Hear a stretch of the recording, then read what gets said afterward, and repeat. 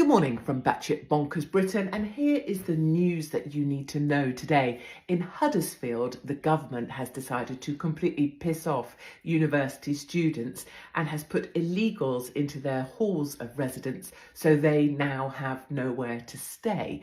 I would say that if you're one of the students who's ever held a sign saying, illegals welcome, or refugees welcome, or maybe casually called someone like me a racist, someone who's been trying to stick up for you for the last 20 years, then in fact, you are part of the problem. Really, these illegals should be in your halls of residence. If you welcome these people here, surely you'll willingly give up your student space for them as well.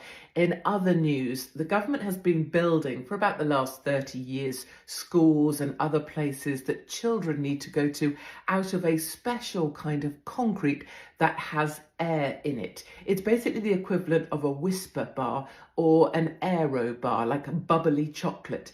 And it turns out that bubbly stuff isn't actually that great at stopping people from being squashed, or eventually the roof will just fall in. And rather than fix this concrete issue during the vast summer holidays, which have stretched on for ages and ages, they thought they'd wait till, the day before term starts to say that they're shutting down classes. We don't know which schools are effective, and that children might have to be at home with online learning, at which point most sensible parents will either turn to drink or be coming up with multiple excuses why they definitely can't be home to supervise online learning with their kids.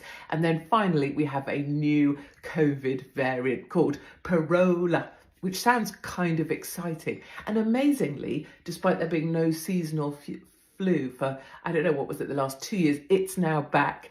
Parola is thought to be utterly terrifying, so definitely be very frightened of that.